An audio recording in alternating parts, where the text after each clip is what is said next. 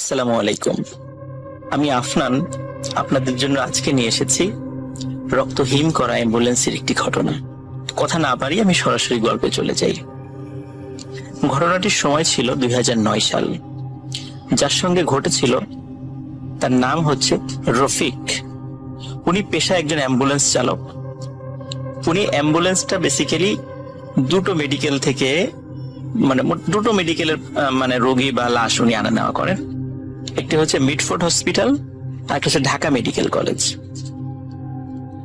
উনি সাধারণত ঢাকা মেডিকেল কলেজের এদিকে বেশি থাকেন, কারণ এখানে দেখা যাচ্ছে যে রোগীর পরিমাণ বেশি, ওনার ট্রিপটাও বেশি পাওয়া যায়। এই জন্য উনি সাধারণত ঢাকা মেডিকেল কলেজের এই সাইডটাতেই ওনার আনাগোনাটা বেশি। যেদিন ঘটনাটি ঘটে ওই তারিখটা ছিল হচ্ছে মঙ্গলবার এবং সময়টা ছিল আগস্ট মাস। তো এমন একটি সময়ে, ওই সময় প্রচন্ড গরম ছিল, গরমকাল বেশ, কারণ আগস্টে তো আমাদের এখানে বেশ বাংলাদেশে কিন্তু বেশ গরম থাকে। ওই সময়ে রাত বাজে প্রায়, ওনার ভাষ্য অনুযায়ী রাত বাজে তখন প্রায় 11টা। ওনার পরিচিত একজন ব্যক্তি, যিনি ওই হসপিটালের 4র্থ শ্রেণীর একজন কর্মচারী, সাধারণত তাদের মাধ্যম দিয়ে ওনারা ট্রিপ গুলো পেয়ে থাকেন। সেই ব্যক্তিটি এসে তাকে জানায় যে আরিচার ঘাট যেটি রয়েছে, এই ঘাটের পাশে একটি গ্রাম রয়েছে, সেই গ্রামে একটি লাশ পৌঁছে দিতে হবে। এখন তিনি জিজ্ঞেস করেন যে লাশের কি হয়েছিল, কিভাবে মারা গেল। তখন তারা বলে যে উনি এমনিতেই বার্ধক্যজনিত কারণে মারা গেছেন। তো এই কথা বলার পর উনি রাজি হয়ে যান এবং সাধারণত যে ভাড়া ওনারা ঠিক করেন অ্যাম্বুলেন্স চালকরা, দেখা যাচ্ছে ভাড়ার একটি অংশ যিনি চলাচল করে, দিনের বেলা তো কম চলাচল করে, রাতের বেলা তো কোনো কথাই নেই।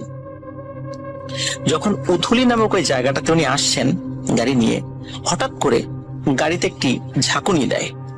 সাধারণত ব্রেক করা ছাড়া যদি কোনো একটি গাড়ি স্পিড ব্রেকার পার হয়, ঠিক যেভাবে ঝাঁকি লাগে, অমন একটি ঝাঁকি লাগে, একটি ঝাঁকি অনুভূত হয় গাড়িতে। তখন ঝাঁকি খেয়ে সাধারণত দেখা যাচ্ছে যে গাড়ির যাত্রীরা একটু কথা বলে ওঠেন যে এই আসতে চালাও। তখন রফিক সাহেব দেখলেন যে না, ওনারা কোনো কথা বললেন না। এবং রফিক সাহেব একটা বিষয়টা খেয়াল করলেন যে যখন উনি তো এর আগেও এখানে আসছেন, ঠিক যে জায়গাটাতে গাড়িতে ঝাঁকি লেগেছে এখানে কোনো স্পিড ব্রেকার ছিল না, কোনো উঁচু জায়গা ছিল না, তাহলে হঠাৎ করে ঝাঁকি লাগলো কেন?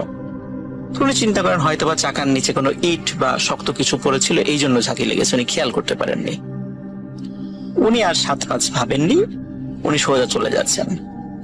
তো উনি যখন আরিচার রাস্তা দিয়ে ঢোকেন, এই জায়গাটা কিন্তু খুবই নীরব।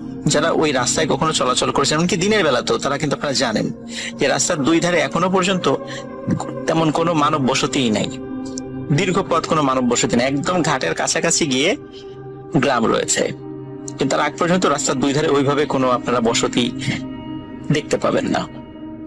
এখনো তো সামান্য কিছু হয়েছে, আগে তো সেটাও ছিল না। উনি যখন যাচ্ছেন প্রায় 1 কিলোমিটার পার হওয়ার পর হঠাৎ করে একজন পুরুষ যাত্রী, যিনি ওই লাশের সাথে ছিলেন, তার আত্মীয়, উনি বললেন যে এই ড্রাইভার গাড়ি থামাও। তখন রফিক সাহেব গাড়িটা থামিয়ে দেন। উনি ভাবেন এখানে হয়তোবা তাদের বাড়ি, এখানে হয়তোবা নামবে তারা। ওই ব্যক্তি রফিক সাহেবকে বলেন আমরা লাশ নিয়ে এখানেই নামবো। রফিক সাহেব স্বাভাবিকভাবে গাড়ি থেকে নামেন, পেছনের যে ব্যাক ডালাটা আছে সেটা খুলে দেন এবং স্ট্রেচারে করে লাশটা নামান। নামানোর পরে রফিক সাহেব অবাক হয়ে দেখেন যে আশেপাশে, যেহেতু এটা একটা অবাক করার মতো বিষয় ছিল, উনি কিছুতেই মিলাতে পারছিলেন না যে একটু আগেই তো উনি নামিয়ে দিয়ে আসছেন, হঠাৎ করে এই ধরনের ঘটনা কেন ঘটলো। তো উনি 7-5 না ভেবে বলেন যে আচ্ছা ঠিক আছে, ওঠেন, গাড়িতে ওঠেন, আমি আবার আপনাদেরকে নামিয়ে দিয়ে আসছি। তখন উনি আবার ওই লাশ সহ ওই যাত্রীদেরকে গাড়িতে তোলেন, তুলে আবার গাড়ি চলা শুরু করে। চলতে চলতে চলতে চলতে হঠাৎ একটি জায়গায় উনি চলে আসেন সেই জায়গাটি, যেই জায়গাটিতে একটু আগেই 4 জন ব্যক্তি সমেত লাশ নামিয়ে দিয়েছিলেন। এবং উনি দেখছেন যে এই 4 জন ব্যক্তি হাত ইশারা করে তাকে থামতে বলছে। উনি এবার ভয় পেয়ে যান যে কি ব্যাপার, তাহলে আমার গাড়িতে কে বসা? পিছন দিকে তাকিয়ে দেখেন গাড়িতে কেউ নেই। উনি প্রচন্ড ভয় পান, তারপরও গাড়ি থামান, যেহেতু এই জায়গাটাতেই উনি নামিয়ে দিয়ে গেছিলেন তাদেরকে। উনি জিজ্ঞেস করেন কি ব্যাপার, কি হয়েছে? তখন ওদের মধ্যে থেকে একজন বলেন যে আপনি আমাদেরকে এখানে নামিয়ে দিয়ে চলে গেলেন কেন? আমরা কি এখানে নামবো? এখানে নিয়ে আমরা লাশ নিয়ে কোথায় যাব? আমরা তো আরিচার পাশে যে গ্রামটি রয়েছে সেখানে যাব। রফিক সাহেব এবারও অবাক হন এবং বিরক্ত হন। তখন উনি বলেন যে আপনারাই বললেন যে এখানে নামিয়ে দিতে, আমি নামিয়ে দিলাম, আবার আমি ঘুরে চলে গেলাম, আবার আপনাদেরকে আরিচা থেকে এখানে নিয়ে আসলাম, এটা কি হচ্ছে? তখন তারা বলে কি ব্যাপার, আপনি আরিচায় আমাদেরকে পাবেন কোথায়? আমরা তো এখানে দাঁড়িয়ে আছি, আপনি তো আমাদেরকে জোর করে এখানে নামিয়ে দিয়ে গেলেন। তখন উনি বলেন আমি আপনাদেরকে জোর করে কিভাবে নামাবো? লাশ সহকে কেউ জোর করে কাউকে নামায়? এইভাবে ওনাদের সাথে তর্কাতর্কি হয়। যাই হোক, এক পর্যায়ে রফিক সাহেব বলেন আচ্ছা ঠিক আছে ওঠেন, আপনারা কোথায় যাবেন আমি নামিয়ে দিচ্ছি। কিন্তু ওনার মনের মধ্যে কিছুতেই যে খচখচানি হচ্ছিল সেটা যাচ্ছিল না। যে মারা যায়, এই ঘটনা এখানেই শেষ হতে পারত, কিন্তু তিনি পরের দিন যখন ঘুমালেন হঠাৎ স্বপ্নের মধ্যে তিনি দেখতে পেলেন একটা সাদা কাপড় পরা মেয়ে তাকে ডাকছে, বলছে তুই আমাকে রাস্তার মাঝখানে রেখে চলে গেলি কেন? আমি তোকে ছাড়বো না। এখনো রাশেদুল ভাই ওই মহিলাটাকে প্রায় স্বপ্নে দেখেন। মহিলাটি স্বপ্নে তাকে ভয় দেখায়। তিনি আজও এই ঘটনার কোনো ব্যাখ্যা পাননি। আসসালামু আলাইকুম রাসেল ভাই, আমি সাবরিনা, টরন্টো থেকে। আমার আজকের ঘটনার শুরুতে প্রাসঙ্গিকভাবেই আমার জব রিলেটেড বর্ণনা দিতে হচ্ছে। বিমান ক্রুদের প্রফেশনাল সেকেন্ড হোম হচ্ছে দুবাই। মেজরিটি ফ্লাইট আগে দুবাই যায়, পরে ওখানে ক্রু চেঞ্জ হয়ে অন্য ডেস্টিনেশনে উড়ে যায়। সেদিন ছিল লন্ডন ফ্লাইট। এই লন্ডন ফ্লাইটের টাইমিং এমন ছিল, ঠিক দুবাই টাইম 2:30 মধ্যরাতে কল টাইম হতো। তারপর জাহাজে উঠে কানেক্টিং ফ্লাইটের সব কিছু বুঝে নিয়ে দুবাই থেকে লন্ডন প্রায় 8 ঘন্টার ওরাল পথ। পিক আপ ড্রপ মিলিয়ে ডিউটি আওয়ার 12 ঘন্টারও বেশি। এই ফ্লাইটের একটাই পজিটিভ সাইড হচ্ছে হোটেল রুমে গিয়ে ফ্রেশ হয়ে খাওয়া দাওয়া সেরে লম্বা একটা ঘুম। ক্রুদের ঘুমের কোনো টাইম টেবিল নাই। বরাবরের মতো সেদিনও হোটেলে চেক ইন করে হট শাওয়ার নিয়ে খেয়ে ঘুমোতে গেলাম। হোটেলটি ছিল লন্ডনের প্রাণকেন্দ্র কেনসিংটন হাই স্ট্রিটে 5 স্টার হোটেল। নামটি মেনশন করছি না। কতক্ষণ ঘুমিয়েছি জানি না, হঠাৎ গলার বাম পাশে ঠান্ডা কিছু স্পর্শে ঘুম ভেঙে যায়। ঘুমের ঘোরেই ডান হাত দিয়ে বুঝতে চেষ্টা করি কি হচ্ছে। রক্তহীন করা সেই অভিজ্ঞতা। ডান হাত দিয়েই আমিও স্পর্শ করে ফেলি কারো হাতের আঙুল, বরফে জমে যাওয়া ঠান্ডা কারো আঙুল। তাহলে পরে মাটিটা এনে আমাকে দিলে পরবর্তীতে আমি ব্যাপারটা সলিউশন দিতে পারবো। তখন তাকে কবিরাজ বলে দেয় যে আপনার অবশ্য ভয় পাওয়ার কোনো কিছু নাই, কারণ আমার কাছে যে জিন আছে আমি সেই জিন দ্বারা চেষ্টা করব আপনাকে প্রোটেক্ট দেওয়ার জন্য। আপনাকে যতই ভয় ভীতি দেখানো হোক আপনি ভয় না পেয়ে আপনি চেষ্টা করবেন কবরের মাটিটা নেওয়ার জন্য। তখন তারা চিন্তা করে যে যেভাবেই হোক যে মাটিটা ব্যবস্থা করতে হবে। তখন আমার এই ফ্রেন্ডের ছোট ভাই রীতিমতো এই সমস্ত ঘটনা আমার এই ফ্রেন্ডকে জানাই সিঙ্গাপুরে। তখন আমার এই ফ্রেন্ডটা জানার পরে তখন আমার ফ্রেন্ডের মনটা সিঙ্গাপুরে আর টিকে না। তখন আমার ফ্রেন্ড মানে কিছুদিনের মধ্যে সে সিঙ্গাপুর থেকে কিছুদিনের 10 দিনের মতো ছুটি নিয়ে আমার ফ্রেন্ড দেশে চলে যায়।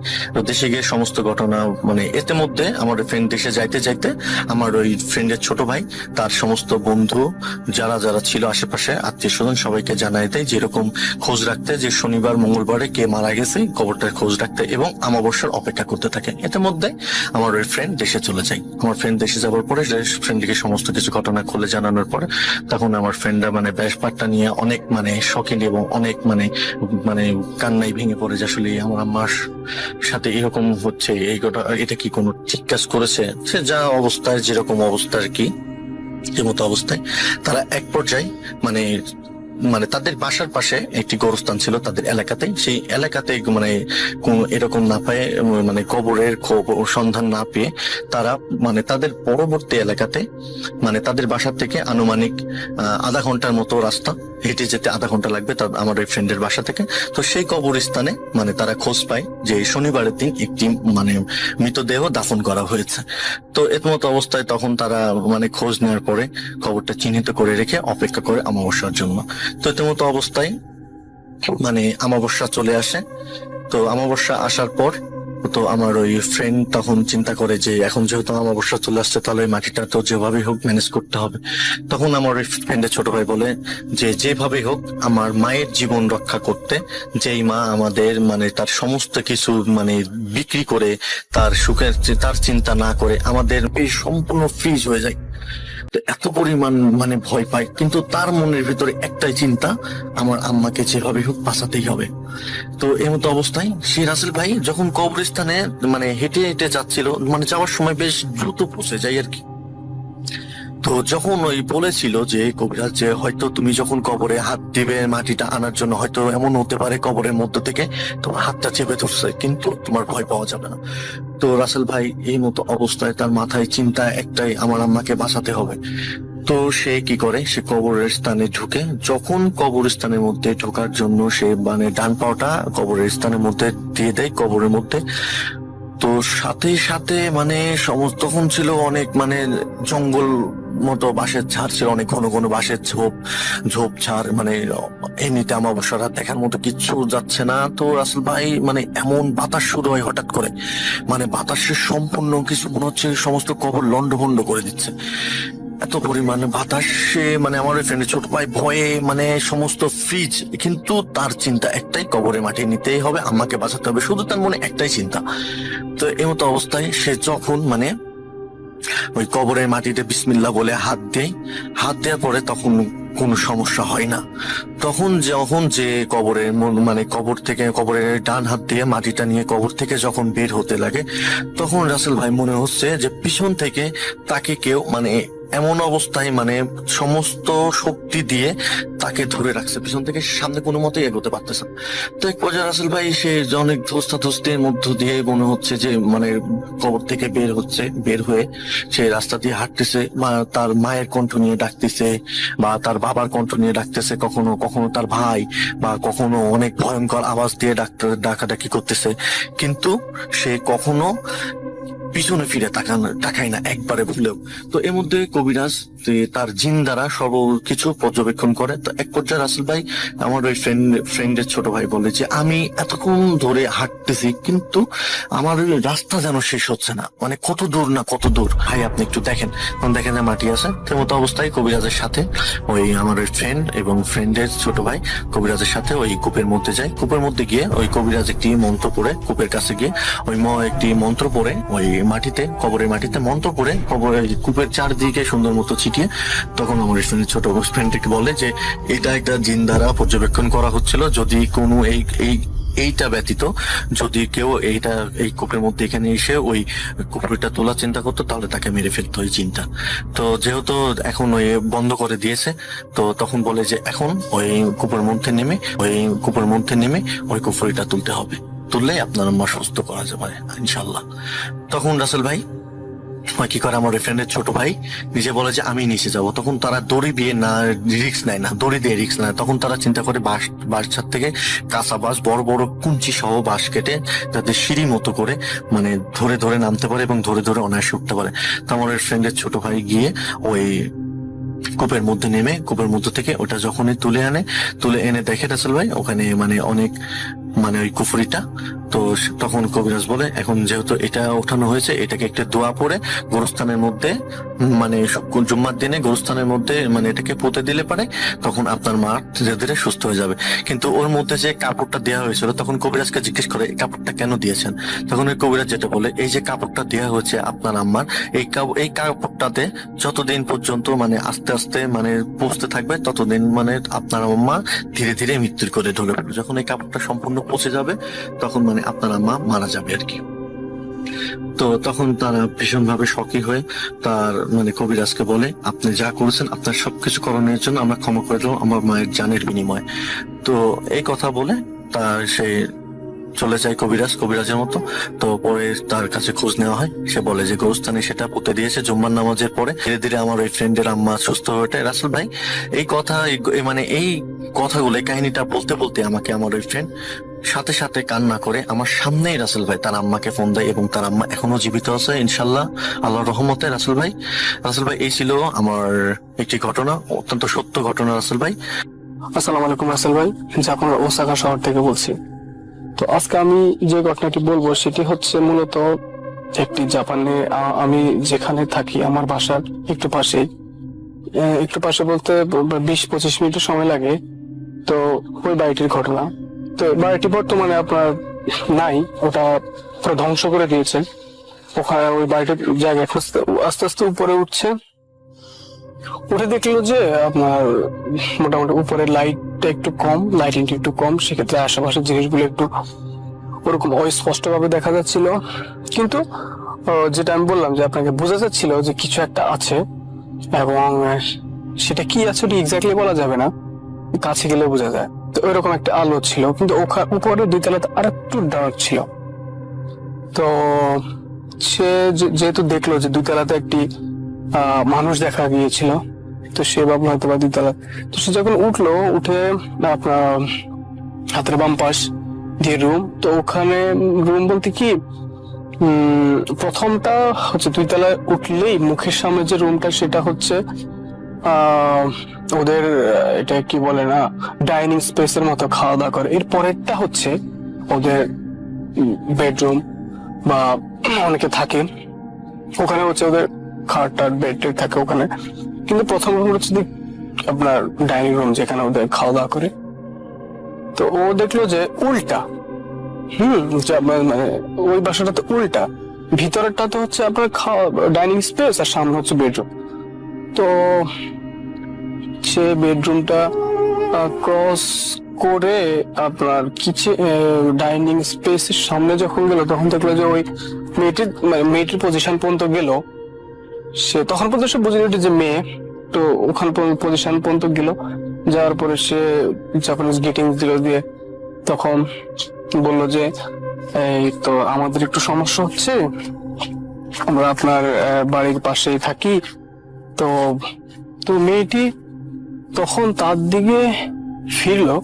আসলে ফেরার পরে সে যা দেখলো খুবই মারাত্মক একটি অবস্থা ছিল। সে যেভাবে বললো যে আমি দেখলাম যে একটি মেয়ে আপনার জাপানিজদের মতো চুল, নাক থেকে কপাল পর্যন্ত আপনার চুল দিয়ে ঢাকা, আর নিচের অংশ মুখের ওই গোল অংশটি দেখা যাচ্ছে, এবং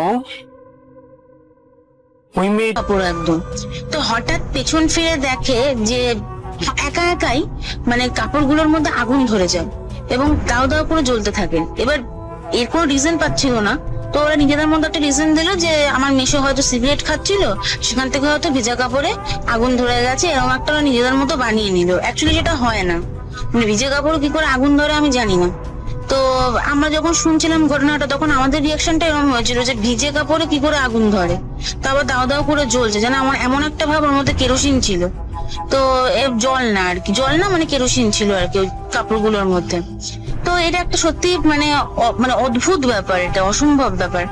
তারপরে যেটা হলো আর কি, আমার মেশো ওই 7-8টা নাগাদ অফিস থেকে ফেরার সময় ওদের বাড়ির সামনে প্রচুর গাছ ছিল, মানে আম গাছ, কাঁঠাল গাছ, এগুলো সব ছিল আর কি।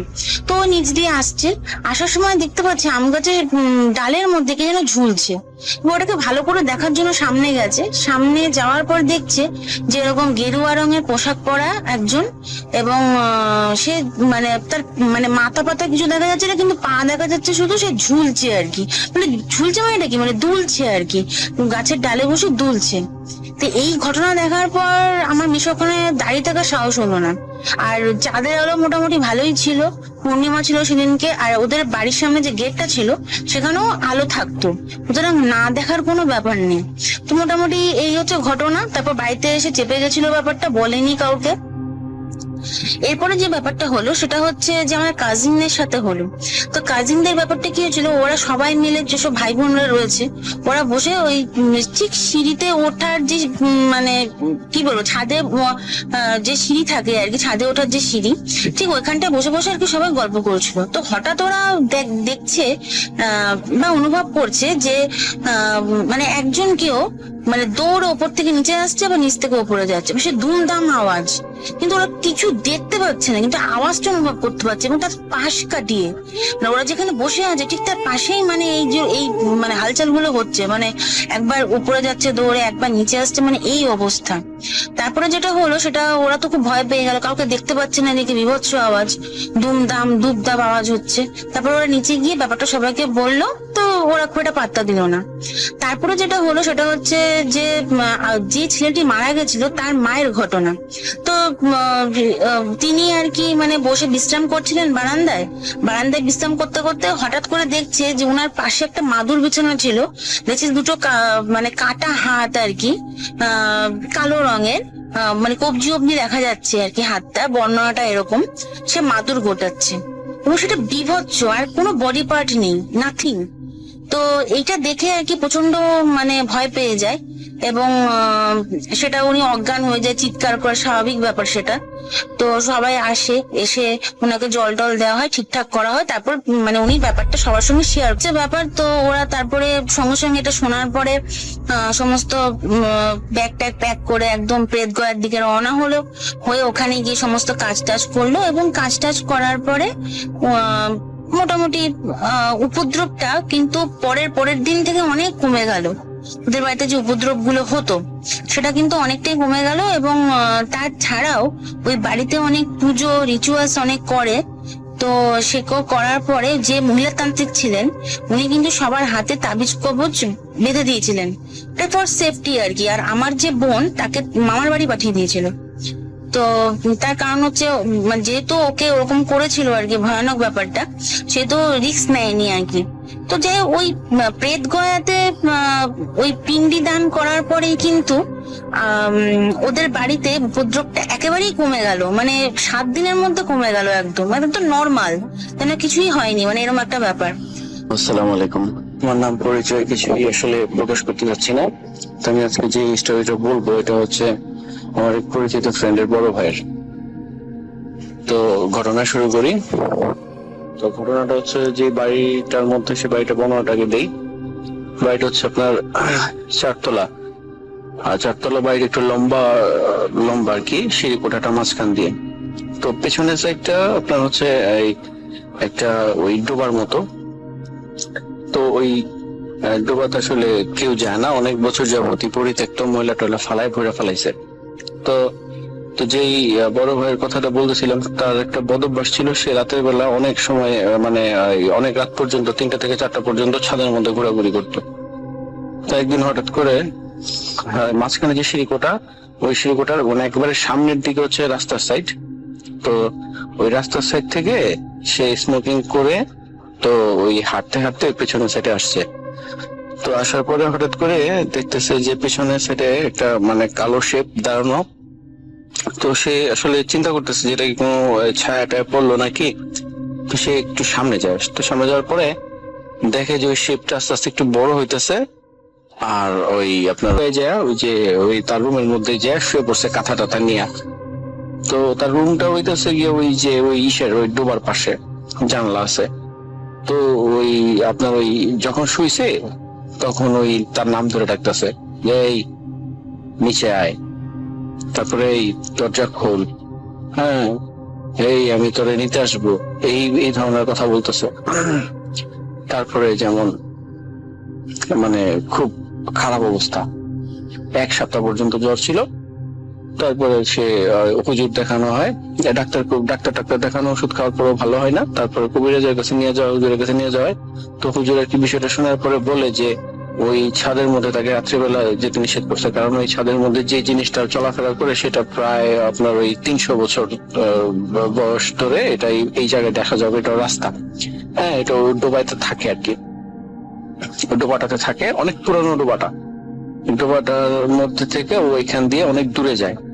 তো এই রাস্তার মধ্যে মধ্যরাত্রের বেলা ওই রাস্তার মধ্যে পড়ে গেছিল। তোর কপালটা ভালো ছিল যে ওই ওনার কাছে ওই যে ওই লাইটারটা ছিল, না হলে ওনারে ওই শেষ করে ফেলতো ওই দিনই।